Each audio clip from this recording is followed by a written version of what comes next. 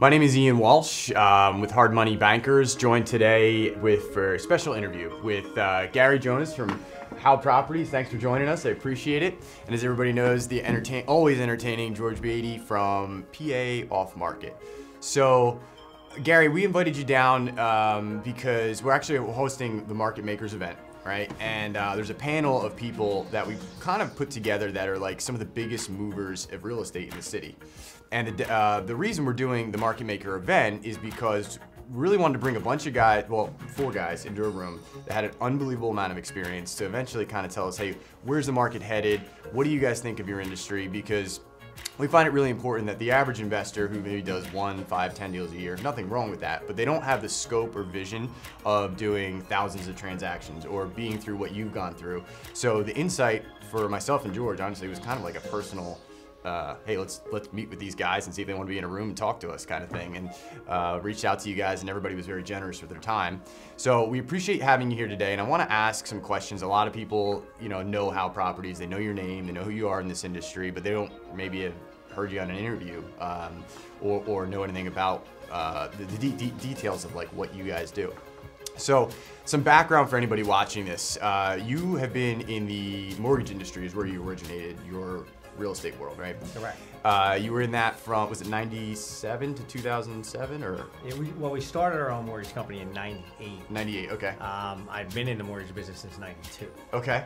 So you've been around that, and then, you got all the way through the historical 2008 crash. I mean, I'm sure that was its own trying thing. We'll dive into that a little bit.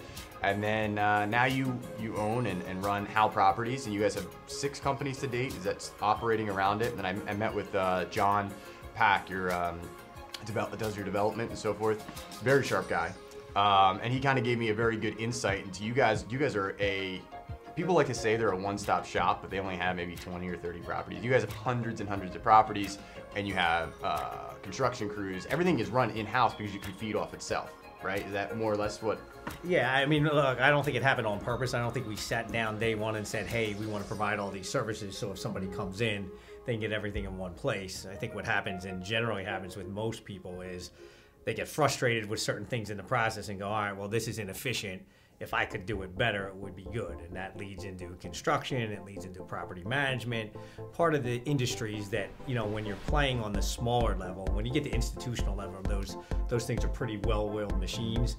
But when you deal on the kind of smaller end of the scale, so whether it's like duplexes, triplexes, or even up to 20, 50, 100 unit type buildings, the people that are generally doing that work aren't as professional as the people at that next level. So there's a lot of inefficiencies that creates. And if you can fill in those gaps and do it as efficient as they're doing it from a price standpoint, but as professional as the other people are doing it from a work standpoint, a workflow standpoint, you can create something special. And so we felt like getting into property management, getting into the construction end of it would really enhance what we were doing, but that's why we did it, because we just couldn't find it. So it was born out of necessity from what you guys already had, basically, and you ran with it. So, and now you have 6 businesses that work internally and externally for other clients, from my understanding as well. So, you guys control, is it still to date about $100 million in real estate?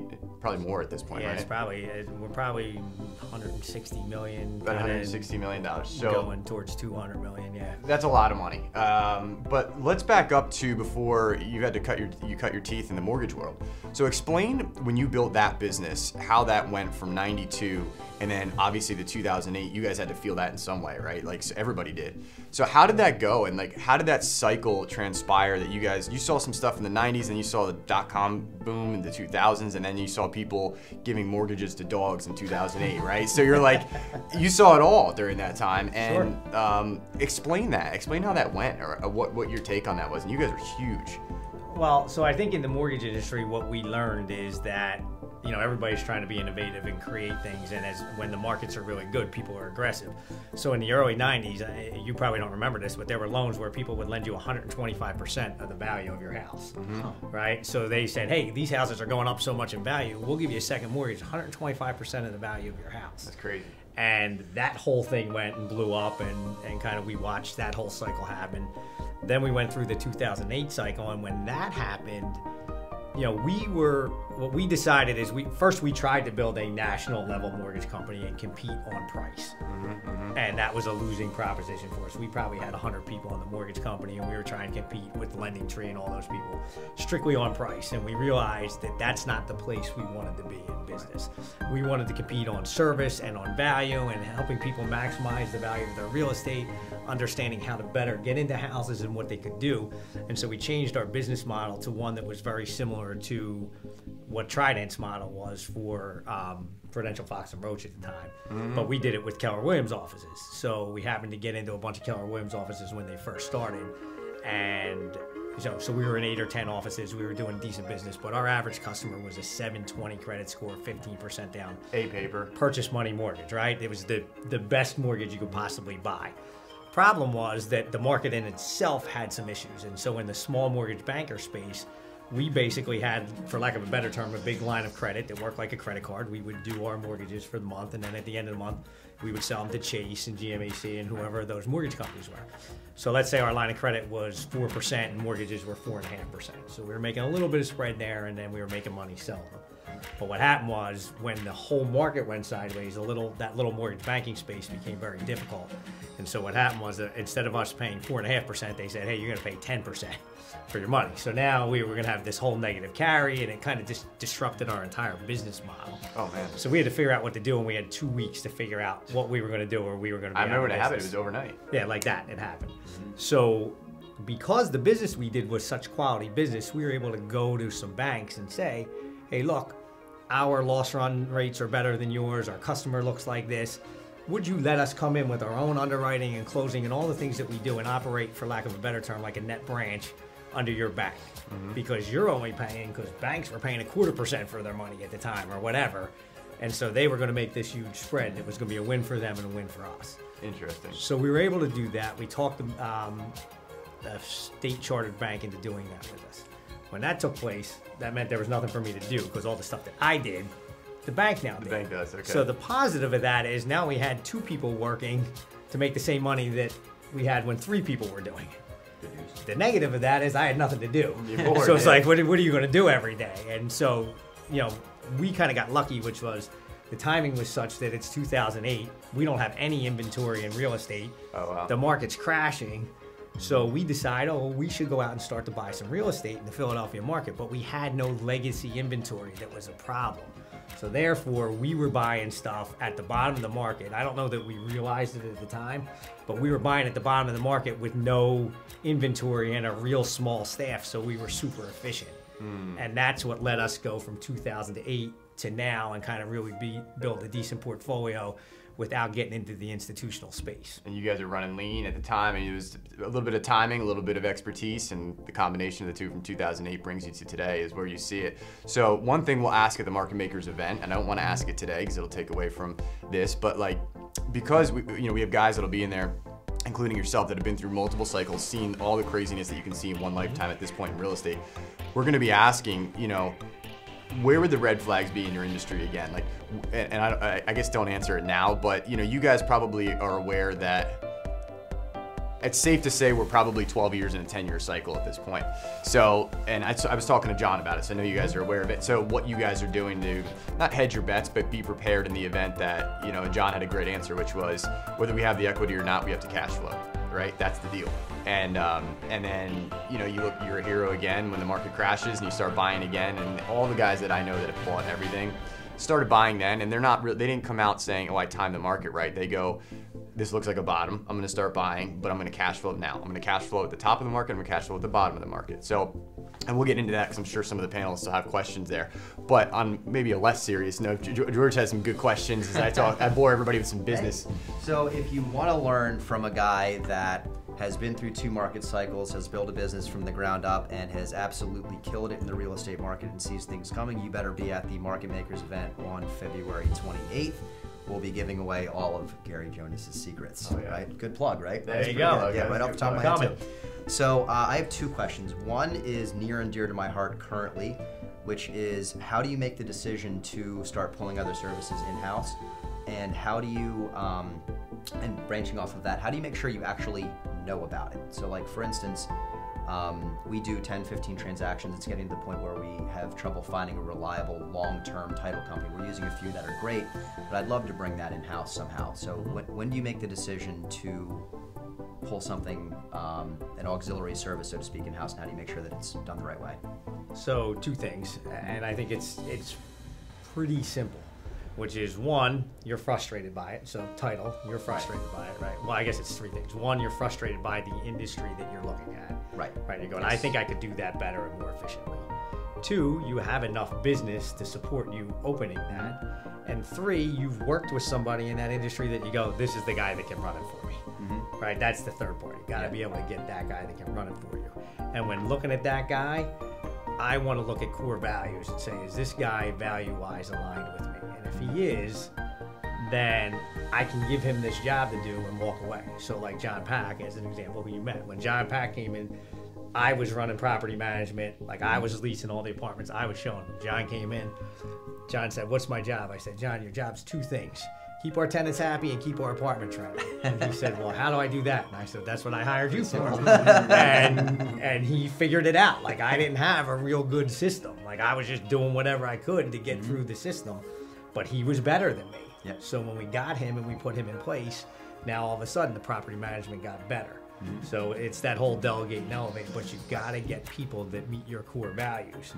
And so you got to know what those are, and you got to know what, we have tons of partnerships on real estate deals, tons of partnerships with these 6 companies where somebody is always going to be an equity partner in that business with us. We're not going to do it ourselves and own 100% of it. Somebody's got to be in charge of that business, run it because because they love it and it's their baby. They're intrinsically into it. Exactly. Awesome. That's a great Top answer. level operator has to match. I understand what you're saying. That's interesting. Integrator to your visionary, so to speak. Yeah, and so it's interesting, like John's not an integrator, so we do follow EOS since you're using those Say core values. terminologies, right? Yep. And core values. John's not an integrator. He's a terrible integrator. Okay. He's a visionary guy too, which is interesting because you're attracted to people that are similar to you, right? Like that guy can do this, I can do this. And anybody can do something for a short period of time. So you can take a visionary guy like John with 1,000 ideas and put him in place for a certain period of time, he'll be able to do it. But after that period of time, he needs to get the opportunity to do what I'm doing, which is now what we've done with him, right? He now has the opportunity to run his own show, be the visionary. That's great. All his crazy ideas, he can figure out which ones he's going to implement or not. Awesome. Yeah, John was a very, very sharp guy. I didn't know he came down, and it was just, you sometimes talk to people that he just spoke the language, right? He just knew, and I know property management very well. I had sold a management company to the Allers, that's why we're here, right? So I understood like the building of the system. So when I was talking to him about it, I was like, man, he really understood how to put these systems together well. I don't know if it was him, you, combination of the two, but we manage enough properties where I know like where the downfalls would be. And every time there was something that came up, it was like, bang, he knew what he was doing there. So it was an interesting conversation, which kind of leads me to a question. So you have 6 companies. And we always say like property management in the real estate industry is, how do I say this nicely? It's the least sexiest part of real estate, okay? So of your 6 businesses, which one is the least sexy and which one's the most sexy? You can base that on your pocketbook or you can base that on which one you enjoy the most, but not all of them are fun. I think it's an interesting opportunity to get real feedback on that from somebody who's done all of that stuff. Yeah, I mean, everybody says development's the sexiest, but is it really in practice? You know what I mean? Yeah. Well, it depends. I think it really depends on what you enjoy. So, if we go back to the EOS system and these level 10 meetings, the ones that from a meeting standpoint are the best, property management is the best because it's the easiest to quantify. It's the easiest to say, okay, well, we can measure, we can quantify. We don't really have that many issues, and we're really solving stuff every day. Where the development side is way more difficult to kind of get your hands around exactly what your issues are. Why am I not finding deals? Like, why is this guy able to make this deal work and we're not? Right? Because there's a lot more variables. Like, what's this guy's cost of capital? Well, I don't know that. So now I'm making assumptions as to why people might be doing crazy deals versus us, right? Where property management it's pretty finite, and you do this, you do this, you do this. And so I enjoy actually that end of it. We solve a lot of problems, plus we make a lot of people happy. Now, we don't make any money on property management. We make next to no money on property management. Not the most lucrative one, right? But what it does is we've managed our buildings to a 0.8% vacancy rate, Cool. Well, right? and our cost to manage our average building is under 26% of as an expense ratio, right? Wow, that's really low. Yeah, when you look at those now, a lot of that's because we have tax abatements on a lot of the buildings that we're doing, but still, I think we've figured out a system that's very friendly to the tenant and very efficient, and that allows us to do things on the other side. So I am very fond of property management, what our property management team does and how good they are. And I really run the development arm of it, and that's the most frustrating piece of it for me on a day-to-day basis. Yeah. Okay. So I don't know that answers your questions, but so it's actually the opposite. So, it's the opposite it was the opposite of what I would have thought. You know what I found interesting about property management? It's not going to have the kind of bottom line numbers that a development situation will. Sure. But what it does, I've found, I'm sure you probably found this too, it becomes the hub or the feeder ground for a lot of the other companies, right? Like everything has to revolve around that management, because if the tenants aren't happy, they don't have a great space to live, it doesn't really matter. You can develop something over here because you can't convert on the operations of it in property management, or vice versa, your construction. If your construction's suffering, so it all kind of revolves around property management. And it's interesting you say it's a very measurable and quantifiable business model. It's just, fortunately, you guys make a lot of your money, not necessarily on the management, right? You do development and so forth, but volume. It's a volume game if you're a third-party manager. So that's interesting. That wasn't the answer I was expecting, quite frankly. Same. Yeah, I thought you were going to say kick property management to the curb, and yeah, but no, he enjoys it. So here's the thing: we've had 1,000 conversations about the hours that we spend on property management versus the revenue that it generates, right?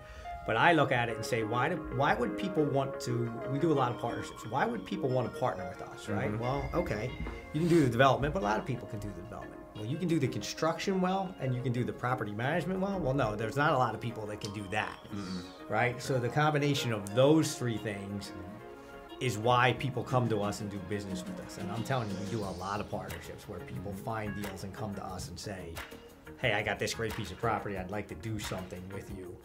And we're always like, well, why do you want to do something with us? Like, you can do it yourself. But I take for granted, because we've been doing those two things for so long, how hard they really are, and how hard it is to get somebody that you're always going to have issues, right? But what you want to be able to do is, when you have an issue, sit down with somebody and feel like I finished that conversation and it was reasonable, right? Like, I didn't get everything I wanted, but it was a reasonable conversation. It was well thought out. It was logical. And why they're asking for this makes sense. And as long as you can do that, which I think we're good at, like, I'll take profit out of my pocket on something if I feel like we made a mistake. Like, I'm not going to sit in the room with you and go, hey, look, this is a problem and you got to pay for it. Right. Say, hey, look, we made this mistake and we didn't realize that we were going to have to run this ladder all the way out to this other street. Now, granted, it wasn't in the scope of work from day one, but you've hired me as your partner. I should have known that. I've got to take some responsibility for that and pay for some of that. Right. And we'll always do that to try and, and because of that, I think people are comfortable dealing with us, because those conversations are always reasonable. Integrity in business. I was going to say, it comes back to the core values statement. So, and I've noticed this, and I've always said this, the higher you get in the real estate world, so when people first come in, they're like, they don't want to tell you an address. They're scared you're going to take a deal. As soon as people start getting scared of other people's, can I trust them? Can I do this? You realize that their game has so far to elevate, because what I've noticed is that the higher you get in real estate, the more things, a contract is a formality. It's really, when you sit across the table from this guy and he shakes your hand and says, yeah, I made a mistake. They own their mistakes. If it costs some money, so be it. But like, when those guys get into a room together and do deals, they know, your word is as good as what you say, and what your intentions were, what was right by the situation. So it's, everybody gets so wrapped up in the contract end of real estate, or I don't want to tell you this, he's going to take that.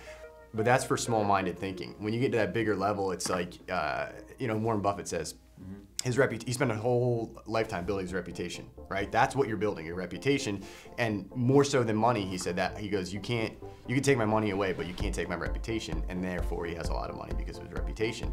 So I would assume that what you're telling me, or the underlying things that you're saying right now, are in line with that. You guys, you're very, defensive, not defensive, but protective of your reputation, because it took you forever to build it, right? I mean, that's really what you built.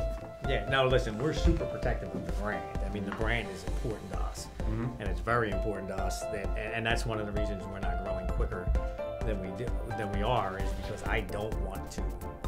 We have lots of opportunities, but I don't want to do things that somebody's going to go, oh, we use those guys and they didn't do this. Like, that's not worth it, right? So I do think it's super important. Reputation, brand, integrity is top of the market for us, or top of mind for us in terms of what we got to do. I love it. All the top players that I've sat down with, they all have the same kind of foundational thought process. So, George, you got anything else you want to ask Gary while we got him here, trapped in a room? Yeah. What in terms of your life, it seems like you've built, a lot of companies, you've built a lot of wealth. Like what kinds of principles do you adhere to in your personal, wealth development, or even your business wealth development, that you feel as though have enabled you to succeed? Is it always putting away a certain amount of money or percentage? Is it like what are the if you were giving advice to your 15 or 16-year-old self about building wealth, what would you say, I guess? So I would tell you this, that you've got to have, at least in your mind, some semblance of a plan, right? So I talk to a guy that's my financial planner all the time. He's like, you're the only guy that's ever come in my office in all the years that I've been doing this that didn't start with money and sat down and said, Ian, this is what I'm going to do, and this is when it's going to be done by, and this is what's going to happen, and it actually happened.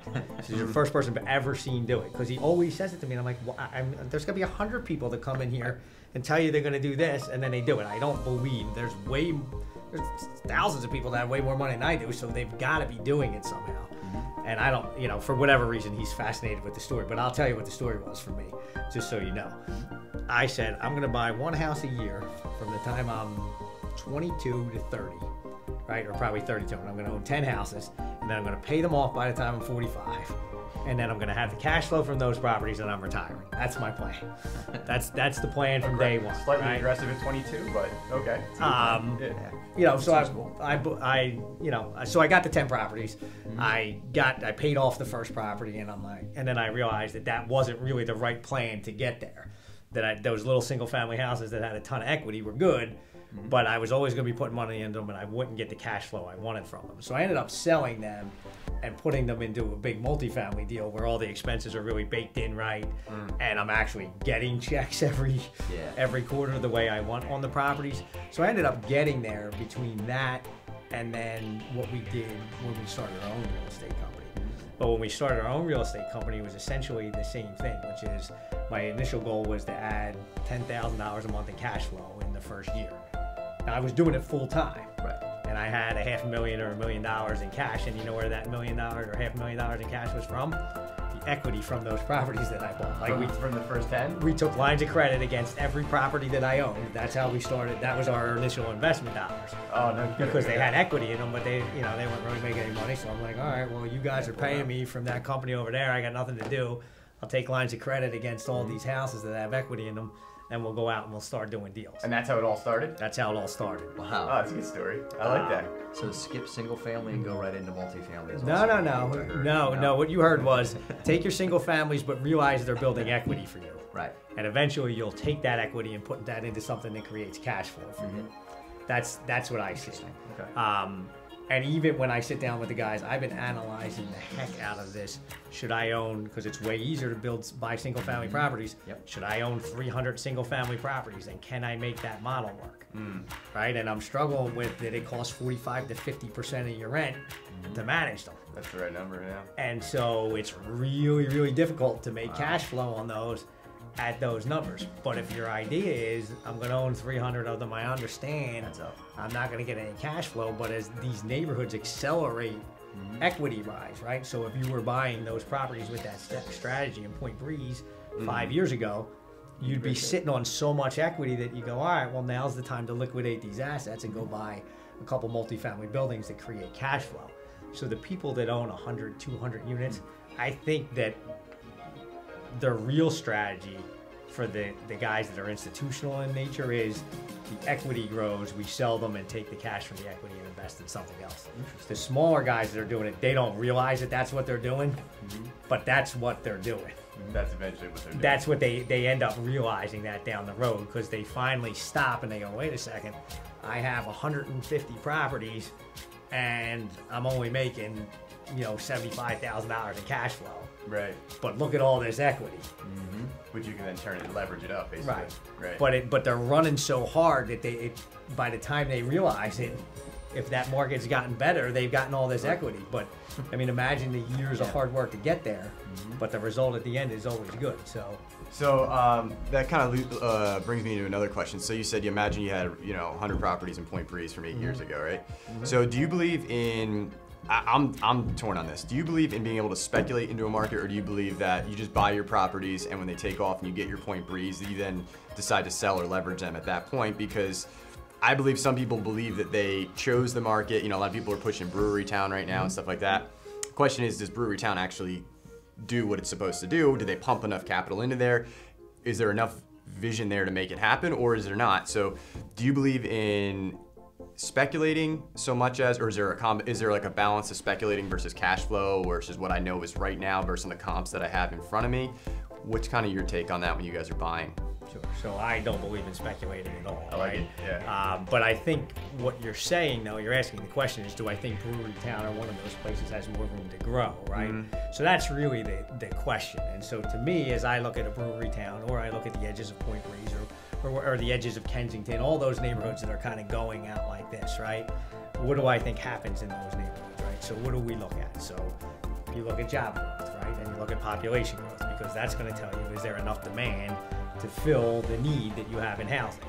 Then you go to the secondary question, which is, okay, if there is going to be enough demand, and even if I have a year or two blip, will there be enough demand long term? Yes, okay. Well then, is this neighborhood one that if I can rent at the current rent that's in the neighborhood, or the lower end of the current rent that's in the neighborhood now, then I feel like I'm okay. Because if you look at the market when it does go down, right, how much did rents go down when the market exploded? They didn't go down at all, right? In fact, they went up. So the secondary piece of what I would do if I were in those markets is that I would have projects that I could either sell or rent.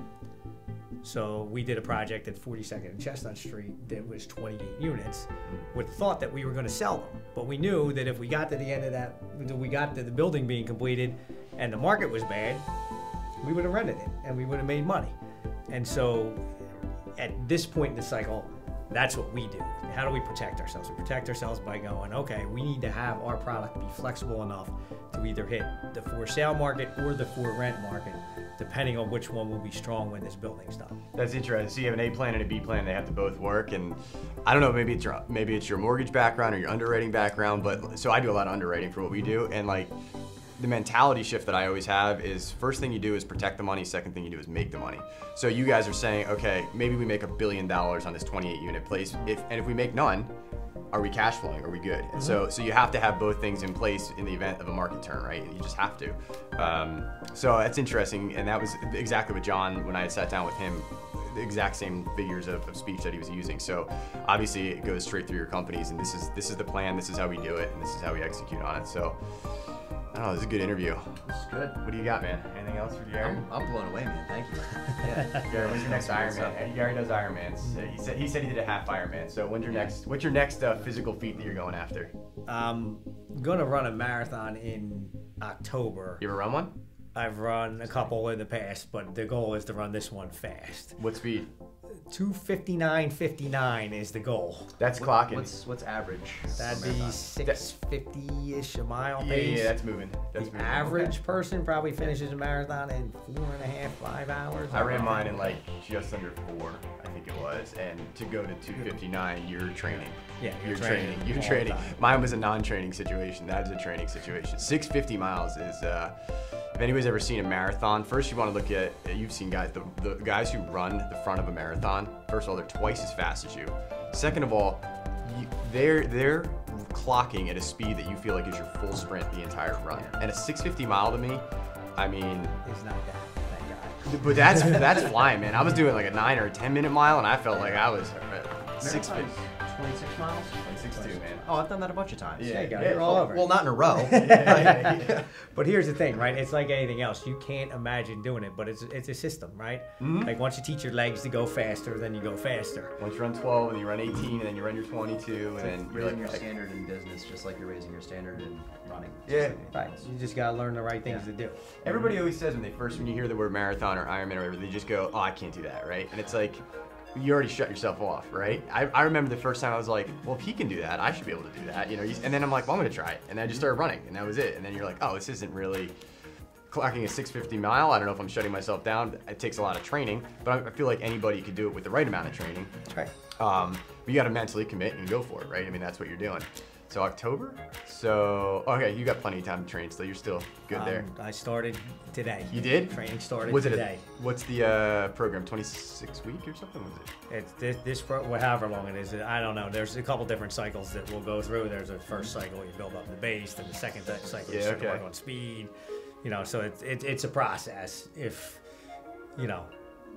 If you're crazy enough to do it? Well, if you're crazy enough to want to do it the way I want to do it for some arbitrary number, which means nothing to anybody but me. Yeah, but now it's locked in your head and you got to do it, right? I got to do it, yes, exactly. Did you run here today? I did not, but I have done that before. Where I used to, one time on a training run, I parked my car in East Falls, ran down to the city, delivered a set of plans, ran back to East Falls, and then kind of make the time, right? Yeah, you got to make it work when you can make it work. I like the, because I always think about that. You're like, oh, it's so far away, I don't want to drive. You're like, wait a minute, I can run that. Because when you start running marathons, you're like, oh, so that's only like 8 miles away. I can just I'll be there in like, you don't think of it like that. People are like 8 miles, but that's just the way it is. You just think about it. So, well, my worst training running idea ever was, I said, wouldn't it be great if we just ran 26 miles straight through Philly so people could see how far it really was? So we parked our cars up in Oaks. So to get from Oaks, if you've ever been up there on 422, you can kind of run down that trail and it'll bring you all the way down through the trail in the Army. It was like 24 miles. Oh gosh. It was awful. It was the most awful run of our entire life. Like it was bad. It was, don't ever do that. If you're going to do it, don't do it on that. Why is that? Because it was flat and boring, and there was no place. But we got to certain points and we couldn't get water because they were closed. Because we started at like 6 o'clock at night, and then it got dark, and there was no light on the trail. You had to finish. So I had to finish. It was a nightmare. That's the Schuylkill River Valley Forge Trail, right? Yeah. Exactly. I want to bike that. I'm always worried about my knees. When you get out on the bike, I'll do that with you, buddy. I'd love to get on the bike. Sounds good. So, Gary, thanks for coming down. Anything you want to tell the world? Or you pretty much have told everybody. Everybody knows about Gary. So, actually, a great interview, man, and we look forward to having you at the Market Makers event. You have a lot of insight. You're an extremely polished guy. You know your world. You know your world and your space very well. So, thank you very much. Yeah, it was my pleasure. Thanks for having me. Thanks. Cool. Thanks, Gary. Appreciate it, man. Yeah.